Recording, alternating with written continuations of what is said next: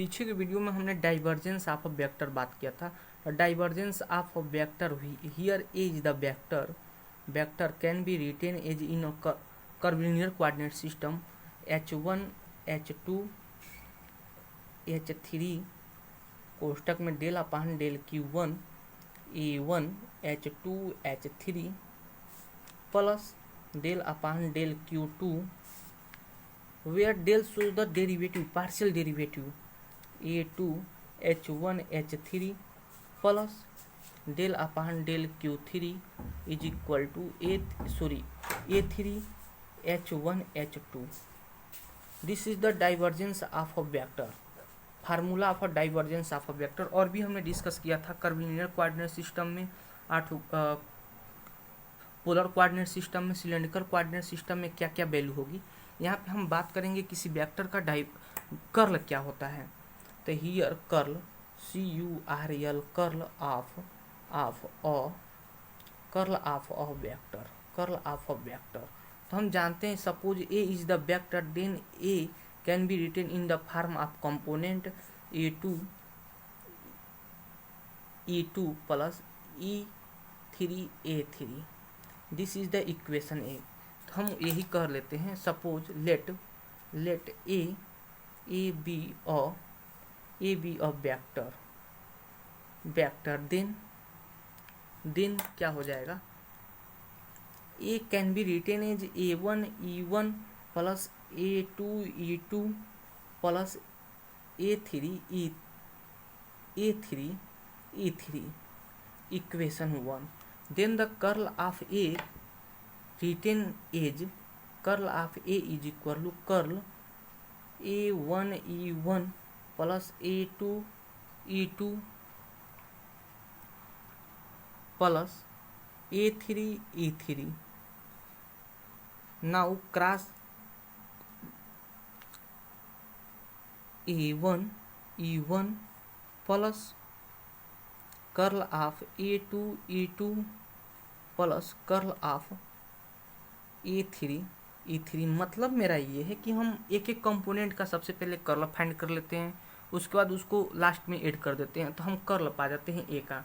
सबसे पहले हम कैलकुलेट करेंगे curl of firstly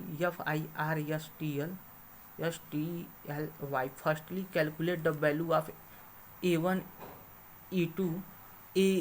E1 in the form of curl.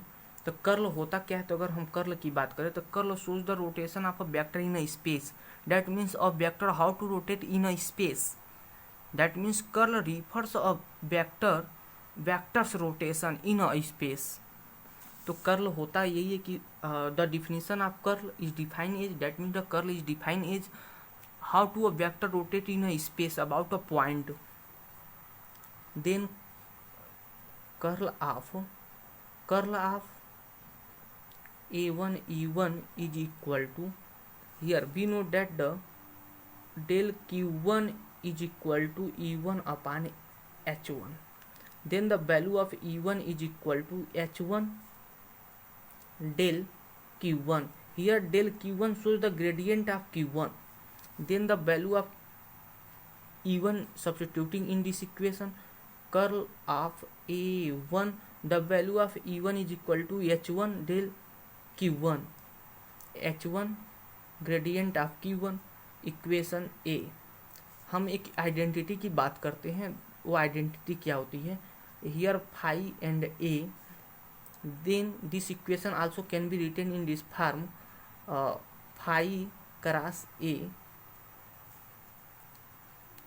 Then identity the value of this is equal to nabla phi cross A plus phi nabla cross A। using this identity, using this identity, then equation can be written as, then equation curl of A1 E1 is equal to, here सबसे पहले हम क्या करेंगे, phi, the value of phi is equal to A1 H1 and A is equal to gradient of Q1। तो सबसे पहले five पे operate कराते हैं इस नेबला को। तो नेबला हियर A1 H1 उसके बाद क्रॉस ए की जो वैल्यू है here del Q1 plus H1 H2 nabla cross nabla Q1, this quantity shows the gradient curl of gradient of any function. हम पीछे के वीडियो में डिस्कस कर चुके हैं कि the curl of gradient of any function is always zero. Equation be know that हम इस चीज़ को जानते हैं क्या, the curl of gradient of any scalar function is zero. When using this value in equation B, then the whole term this is equal to 0. Then the equation B becomes equation B becomes क्या हो जाता है, curl of A1 E1 is equal to gradient of A1 H1 cross del Q1। Gradient की formula हम लोग पढ़ चुके हैं पीछे। ग्रेडियंट की फार्मूला होती क्या है, तो किसी भी वेक्टर का अगर हम ग्रेडियंट देना चाहते हैं तो gradient suppose a is the scalar function, then the gradient of this can be written as E1 H1 del upon del Q1 A1 H2 H3 plus del upon केवल A1 E2 H2 del A2 upon Q2 plus E3 H3 del upon del Q3। ऐसे हम लोग पीछे दिए हैं, इसका definition है ऐसे ही। तो हम अगर इसका कर्ल इसका ग्रेडियंट लिखना चाहते हैं तो इस वाली फार्मूला का हम यूज करते हैं। फार्मूला हमारा क्या था, तो इक्वेशन इसको सी कर देते हैं। We know that also we know that हम क्या जानते हैं, we know that curl of gradient of psi is the scalar function here A1 and H1 is the scalar function, behaves is the scalar function, then E1 H1 del upon del Q1 and component of psi along coordinate Q1 E2 upon H2 del psi 2 upon del Q2 E3 H3 del psi upon del Q3। तो इस वाली formula का अगर हम use करते हैं तो हमारा ए इक्वेशन क्या हो जाएगा, then from equation C, then from equation C we have हमारे पास क्या हो जाएगा, curl of A1 E1 is equal to here A1 A2 A3 is the component of A and along to the vector unit vector E1 E2 and E3। so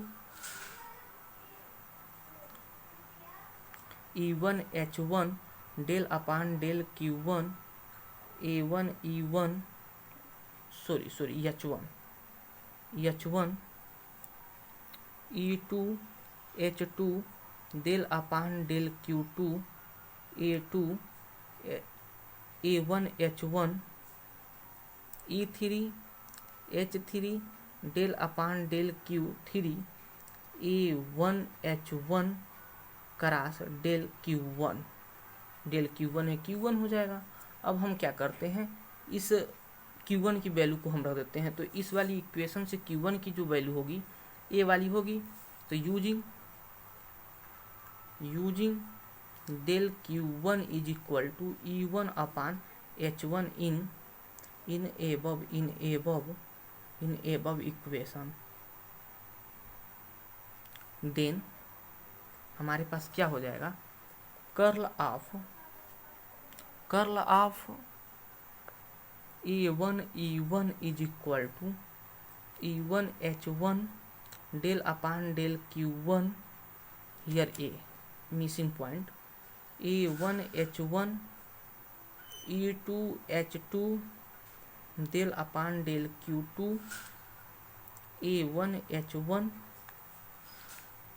E3 H3 del upon del Q3. Here del shows the partial derivative A1H1 कोष्टक में E1H1। अब हम क्या करेंगे, इसका multiply अंदर कर देंगे तो हमारे पास क्या हो जाएगा, E1 क्रॉस E1। हम जानते हैं E1 cross E1 is equal to 0 and H1 here है, H1 here, H1 dot H1 del upon del Q1 A1 H1 here E2 cross E1 H2 H1 del upon del Q2 A2 H2 plus E3 H3 del upon del Q3 here cross E1 H1 A1 H1। हम जानते हैं किसी orthogonal curvilinear coordinate system का property होता है for orthogonal. ये सब चीज़ें पीछे की वीडियो में डिस्कस कर चुका हूँ। E1 dot E1 is equal to 1 and E1 cross E1 is equal to 0। Similarly E2 dot E2 is equal to 1, E2 cross E2 is equal to 0। और हम करते क्या हैं, क्रॉस प्रोडक्ट के लिए ये वाली फंडा अपनाते हैं, E1 E2 E3। ये हमारा एंटी क्लॉकवाइज हो गया, एक क्लॉकवाइज हो गया। अगर हम एंटी क्लॉक चलते हैं तो पॉजिटिव, क्लॉकवाइज चलते हैं तो निगेटिव। वही वाली हम यहाँ पे काम करेंगे। हमारे पास जो लास्ट वाली पार्ट थी वो क्या थी, cross A1 E1 the value of E1 cross E1 is equal to 0 then whole term this is equal to 0। हमारे पास का बच जाएगा E2 cross E1 upon H2 H1 del upon del Q2 A1 H1 here E1 E3 cross E1 और हमारे पास क्या है H1 H3 del upon del Q3। ये हमारा क्या है A1 H1। तब हमारे पास लास्ट में हम फाइनली बातें क्या हैं यहाँ से, E2 cross E1 is equal to, देखिए हम क्लॉकवाइज में चल रहे हैं तो माइनस E3 कहने का मतलब क्या था मेरा, E2 E1 हम चल रहे हैं क्लॉकवाइज तो हमें क्या मिल रहा है, माइनस E3। यहाँ पे हम क्या पा जा रहे हैं, यहाँ पे हम पा रहे हैं E3 क्रॉस E1। तो E3 क्रॉस E1 की जो वैल्यू होगी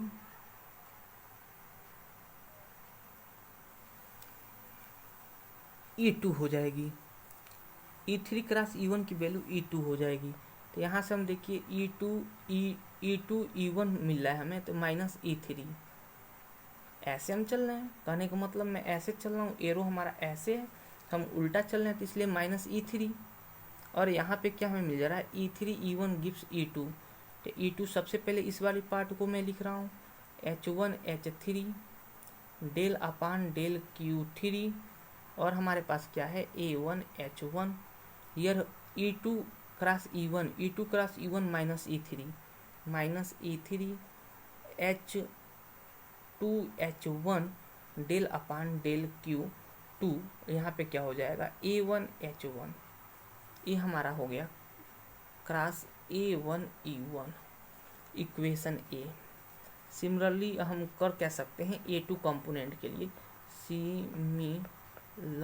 सिमिलरली नेबला क्रॉस E2 के लिए हम क्या कर सकते हैं, E2 की वैल्यू हम क्या रख सकते हैं, तो हम पीछे की वीडियो में डिस्कस किए थे gradient of Q2 is equal to E1 upon E2 upon H2। यहाँ से हम E2 की वैल्यू हम निकाल सकते हैं, E2 is equal to H2 Q2। ये वैल्यू हमें मिल रही है तो ये वैल्यू हम यहाँ पे रख देते हैं, del cross A2 H2 del Q2। अब हम आइडेंटिटी यूज कर लेते हैं। आइडेंटिटी हम पीछे यूज किए थे, वो आइडेंटिटी क्या थी, तो वो आइडेंटिटी थी हमारा curl of phi psi is equal to, सबसे पहले हम करते क्या है, इसको और तरह से भी लिख सकते हैं, phi cross psi is equal to phi cross psi plus phi nebula cross psi. Here phi is equal to A2H2 और psi इज इक्वल टू क्या है हमारा डेल Q2. इस वाली आइडेंटिटी का यूज कर लेते हैं. देन इक्वेशन अगर हम इसको बी करते हैं फ्रॉम बी से, using this identity equation be can be written is A2E2 is equal to यहाँ पे nabla H2A2 cross del Q2 plus A2H2 cross nabla cross psi की वैल्यू क्या है डेल Q2. ये वाली टर्म शो कर रही है, ये वाली टर्म ये शो कर रही है the curl of gradient of any function is equal to 0. ये वाली सिर्फ वैल्यू का मान है इतनी की. तो इसमें प्रोडक्ट हम इसका करते हैं तो ये वाली टर्म 0 हो जाएगी. देन मतलब since curl of gradient of any function is equal to 0, here phi is the scalar function. Then equation this can be written is A2E2 is equal to हमारे पास क्या हो जाएगा gradient of A2H2 cross del Q2. Gradient को हम पीछे define किए इसी फार्मूले से, इस वाली फार्मूला को अप्लाई कर देते हैं यह. तो E1H1 del upon del Q1 here A2H2 plus E2H2 del upon del Q2 A2H2 plus E3 upon H3 del upon del Q3 A2H2 कोष्टक बंद क्रॉस डेल Q2. अब हम क्या करेंगे डेल Q2 की वैल्यू उठा कर रख देंगे. डेल Q2 की वैल्यू क्या थी हमारे पास del Q2 is equal to E2 upon H2. ये वाली वैल्यू को इसमें यूज कर लेंगे. तो here using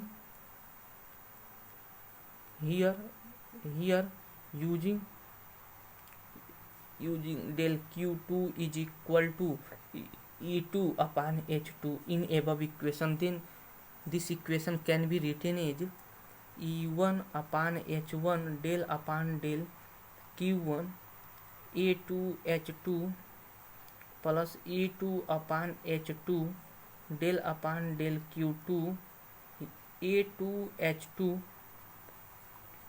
plus E3 upon H3 A2H2 कोष्टक बंद del upon del Q3 cross E2H2. अब हम इसको अंडर ला लेते हैं तो E1 cross E2 H2 and high मिलके हो जाएगा H1 H2. ये हो जाएगा del upon del Q1 H2 A2 plus E2 cross E2 is equal to 0 H2 and H2 del upon del Q2 A2H2 plus E3 cross E2 एक कोष्टक में H3 H2 del upon del Q3 H2 A2. अब हम जानते हैं the value of this term is equal to 0. Here discuss E2 cross E2 is equal to 0, then the whole term is equal to 0. Then A2E2 is equal to E1 cross E2 दे देगा हमें E3. E1 cross E2 is equal to E3 यहाँ पे हो जाएगा H1 H2 del upon del Q1 A2H2. यहाँ पे देखिए E3 माइनस हमें दे देगा माइनस E1 H2 H3. यहाँ पे हमें क्या मिल जाएगा del upon del Q3 A2H2. अर्थात हम इसको ये कह सकते हैं A2E2 is equal to E3 H1 H2 del upon del Q1 A2H2 E1 H2H3 del upon del Q 3 A2H2। Equation A हमारा हो गया ए हमारा हो गया 2। हम इसी तरह लिख सकते हैं A3 के लिए तो नाउ अब हम लिखेंगे A3 के लिए डायरेक्ट अब लिखने का मैं कोशिश कर रहा हूँ। The curl of E3 is equal to, हम E3 की वैल्यू को अब सब्स्टिट्यूट करेंगे। E3 इज इक्वल टू क्या हो सकता है, तो हम पीछे इसको डिस्कस कर चुके हैं। E3 upon H3, then the value of E3 is equal to, E3 की वैल्यू को रख देते हैं curl of A3H3 gradient of Q3 using identity. Then this equation A वाली आइडेंटिटी का यूजिंग आइडेंटिटी, ए वाली identity, then this equation can be written as A3H3 curl of cross Q3 plus A3H3 curl of gradient of Q3। हम जानते हैं the curl of gradient of any scalar function is 0, then this term is equal to 0, then this equation can be written as A3E3 is equal to gradient of A3H3 del Q3। अब हम gradient की formula लगा देते हैं। Gradient की formula पीछे से ही discuss करते आ रहे हैं। E1 upon H1 del upon del Q1 A3H3 plus E2H2 del upon del Q2। हमारे पास क्या हो जाएगा A3H3 plus E3H3 del upon del Q3 A3H3 कोष्टक बंद क्रॉस डेल Q3। अब इस इक्वेशन को हम ऐसे लिख सकते हैं,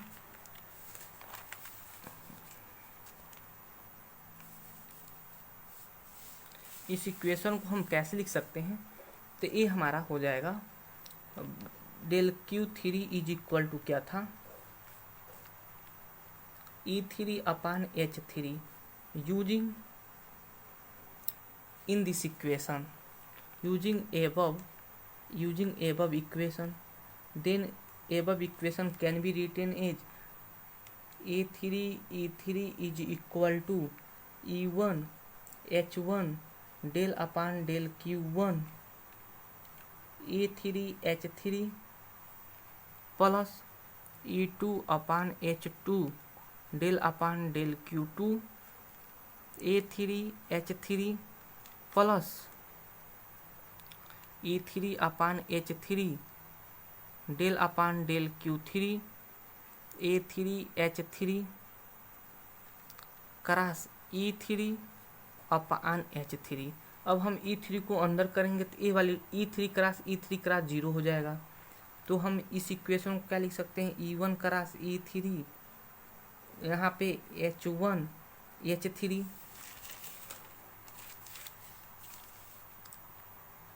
डेल अपान डेल Q1, यहाँ पे हमें हो जाएगा A3H3 E2 cross E3 H2H3 del upon del Q2 A3H3 और this term is equal to 0, E cross E is equal to 0, then curl of A3E3 is equal to E1 cross E3, E1 cross E3 gives negative E2, then firstly written E2 cross E3 gives E1। तो here E1 ये वाली term को हम पहले लिख रहे हैं H2H3 del upon del Q2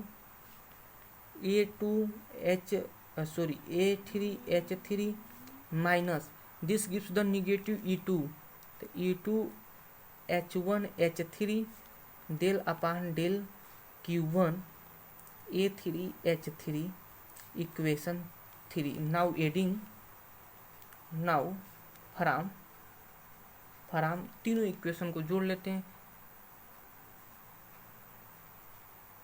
2 plus 3, 1 plus 2 plus 3 B है हमारे पास क्या हो जाएगा। तो देखिए इक्वेशन 1 की वैल्यू क्या है, तो इक्वेशन 1 की जो वैल्यू हमारे पास थी वो थी कुछ इस तरह से, हम ऐड करते हैं तो a1 e1 plus a2 e2 plus A cross del cross a3 e3 is equal to हमारे पास क्या हो जाएगा, नेबला क्रॉस ए, ताकि शुरुआत में ही हमने इक्वेशन 1 बना के इसको डिस्कस किया था। अब हम इसकी वैल्यू को रखते हैं, इसकी वैल्यू हमारे पास क्या थी, e2 upon h3 h1 del upon del q3 a1 h1 e3 h1 h2 del upon del q2। आप इक्वेशन 1 को देखिए, h1 हमारा इक्वेशन 1a था, प्लस इक्वेशन 2 हमारे पास क्या था, e3 h1 h2 del upon del q1 a2 h2 minus e1 h2 h3 del upon del q3 a2 h2। Equation हमारा a2 था। अब इक्वेशन आप 3 को देखिए, इक्वेशन 3 क्या है हमारे पास, तो e1 h2 h3 del upon del q2 a3 h3 e2 h1 h3, यहाँ पे है e2 h1 h3 del upon del q1 a3 h3। Equation A मेरा 3 था। अब हम क्या करते हैं, सबको जब हम ऐड करेंगे तो हम अब सबको ऐड कर लेते हैं कोष्टक के साथ। हमारे पास e1 इधर है, e1 यहाँ पे है, h2 h3 h2 h3 ये कॉमन टर्म हो रहा है, ए वाली टर्म और ए वाली टर्म कॉमन है, तो इसको अब हम कॉमन कर लेते हैं। तो हम सबसे पहले कॉमन करते हैं e1 h2 h3, तो हमारे पास क्या मिल जाता है, ए वाली टर्म लिखते हैं डेल अपान डेल q2, यहाँ पे a3 h3, यहाँ पे इस वाली टर्म को कॉमन करेंगे तो मिल जाएगा minus del upon del q3, यहाँ पे h2 a2। अब हम क्या करते हैं, e2 को कॉमन करते हैं, e2 यहाँ पे है और e2 यहाँ पे है, तो हम क्या करते हैं e2 को जो कॉमन करेंगे तो e2 प्लस e2 और h3 h1 और हमारे पास क्या हो जाएगा, del upon del q3 a1 h1 और यहाँ पे हमारे पास हो जाएगा minus del upon del q1 then the a3 h3 plus, अब हम क्या कॉमन करते हैं e3 को, तो e3 कहाँ गया, e3 h1 h2 e3 h1 h2, तो h1 h2 और हमारे पास प्लस वाली टर्म क्या है, del upon del q1 a2 h2, फिर here minus del upon del q2 a1 h1, कोष्टक बंद।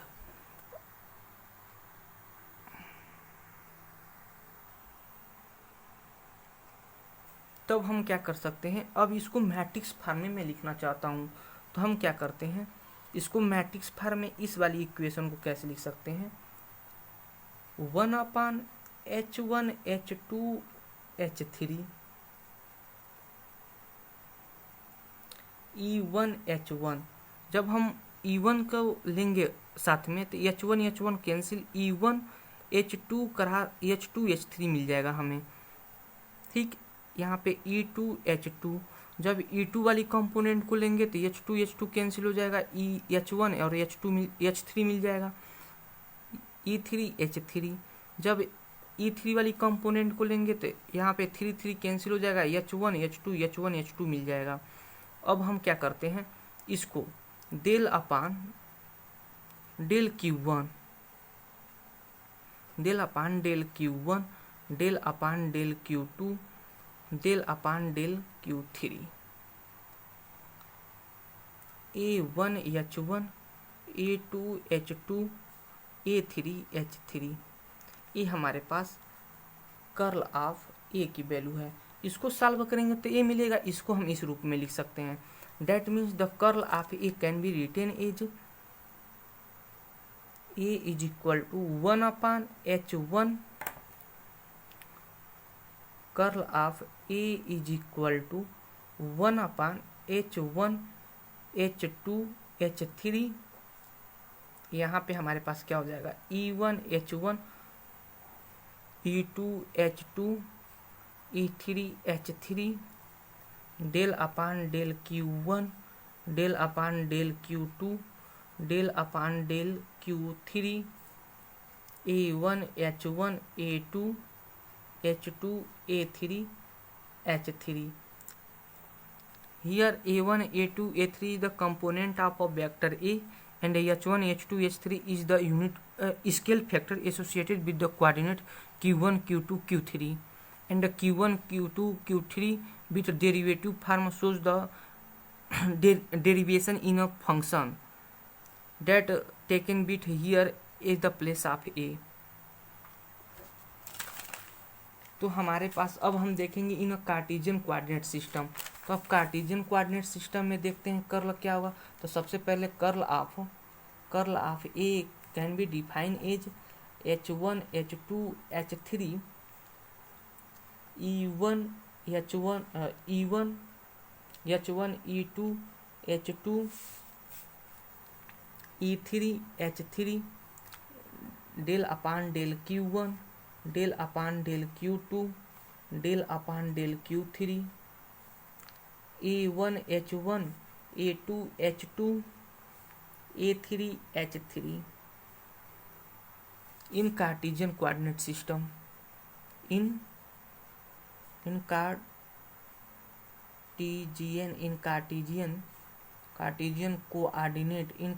coordinate system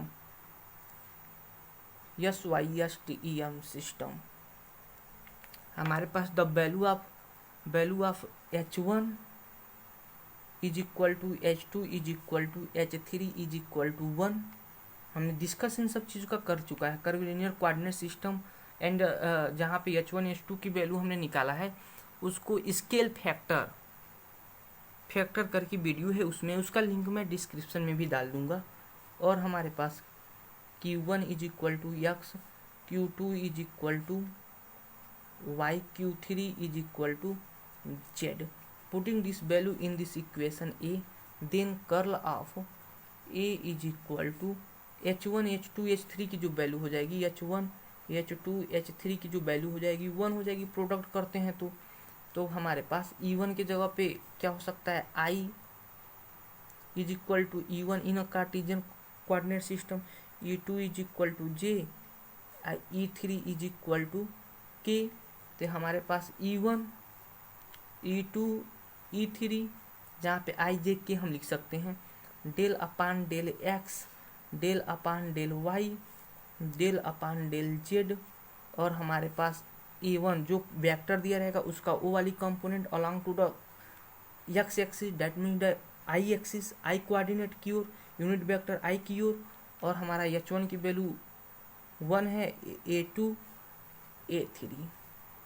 ये हो गया curl of a function A in a Cartesian coordinate system, in a polar coordinate system, in spherical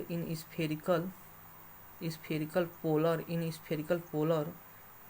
coordinate. In spherical polar coordinate में हम क्या कर सकते हैं, तो हम जानते हैं स्फेरिकल पोलर कोऑर्डिनेट में Q1 की वैल्यू क्या होती है R, Q2 की वैल्यू होती है हमारे पास थीटा, अब Q3 की जो वैल्यू होती है फाई होती है, H1 की जो वैल्यू होती है 1 होती है, H2 की वैल्यू जो होती है R होती है, H3 की वैल्यू होती है R साइन थीटा।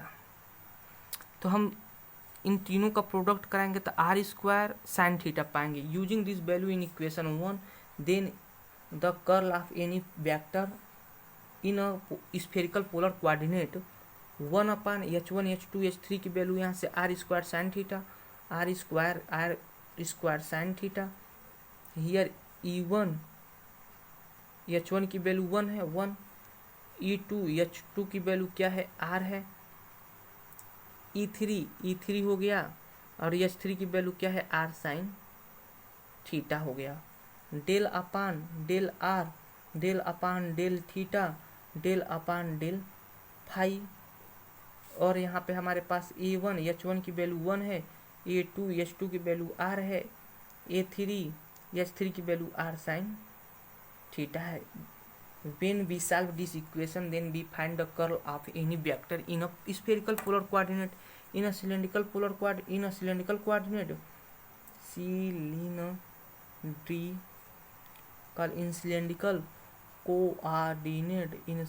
coordinate में ये वैल्यू क्या हो जाएगी, तो Q1 इज इक्वल टू हमारे पास रो होता है। Here the R is the radius of sphere, here the radius of cylinder. Q2 is equal to phi azimuthal angle, Q3 is equal to Z length of cylinder, H1 is equal to 1, H2 is equal to rho, H3 is equal to 1। इन सब की value हम पीछे discuss कर चुके हैं। आप scale factor करके वीडियो को खोल सकते हैं, उसका मैं लिंक डिस्क्रिप्शन में डाल दूंगा। तो हमारे पास क्या हो जाएगा, curl of A is equal to, जब हम तीनों को मल्टीप्लाई करते हैं तो ओनली 1 रो मिलेगा। E1 H1 की वैल्यू 1 है, E2 H2 की वैल्यू क्या है हमारे पास रो है, E3 H3 की वैल्यू क्या है 1 है, तो 1 से मल्टीप्लाई करेंगे तो नॉट इफेक्टेड। हमारे पास del upon del rho Q1 की वैल्यू हो गया, डेल अपान डेल Q2 तो डेल Q2 की जगह पे phi, del upon del Q3 की जगह पे जेड। A1 H1 की वैल्यू 1 है, A2 H2 की वैल्यू क्या हमारे पास रो है, A3 H3 की वैल्यू 1 है। This is the curl of a vector in cylindrical coordinate system.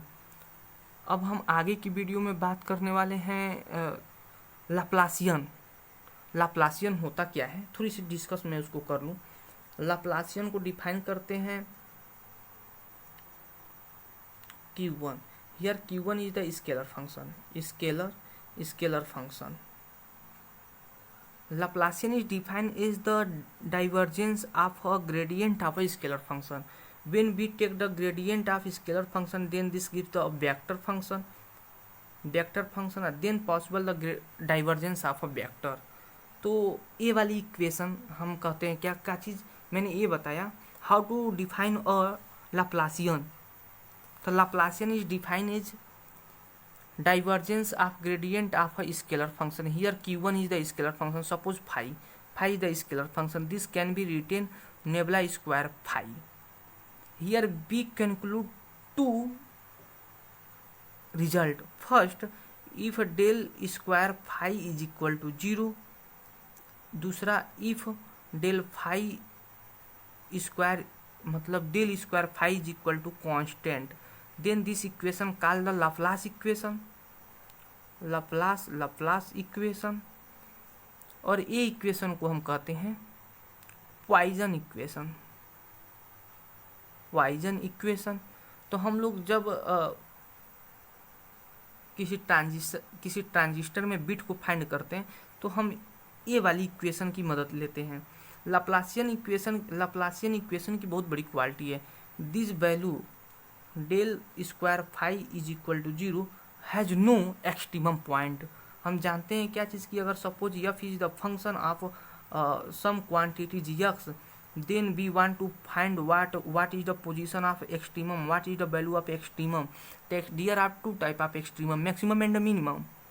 तो हम क्या करते हैं, इसका डेरिवेटिव ले लेते हैं, 0 कर देते हैं। दूसरा क्या करते हैं, इसका डबल डेरिवेटिव चेक करते हैं पॉजिटिव है कि निगेटिव है। When the value of less than 0 then gives the maxima. When del square phi upon del X square greater than 0 gives the minima. और हम बात कर रहे हैं नेबुला स्क्वायर फाई की, तो इसको हम क्या लिख सकते हैं, del square phi upon del R square, ताकि डिस्टेंस को शो करता है, डिस्टेंस में वेरिएशन को शो करता है, is equal to 0। is equal to 0, this condition failed. That means we can say that this Laplace equation has no maxima or minima. That means extremum point is not find with the help of this equation. Poisson equation अगर हमारे पास होता है कोई constant, तो with the help of initial condition और boundary condition this equation can be also solved. तो हम आगे लाप्लासियन इक्वेशन की ही बात करेंगे, और उसके बाद हम लोग पॉइजन इक्वेशन, उसके बाद कुछ आइडेंटिटी है. वो आइडेंटिटी क्या है? तो the curl of gradient of any function is any scalar function is equal to 0. दूसरा the divergence of curl of any function is equal to 0. ये वाली आइडेंटिटी को हम फाइंड करेंगे कैसे ये होता है.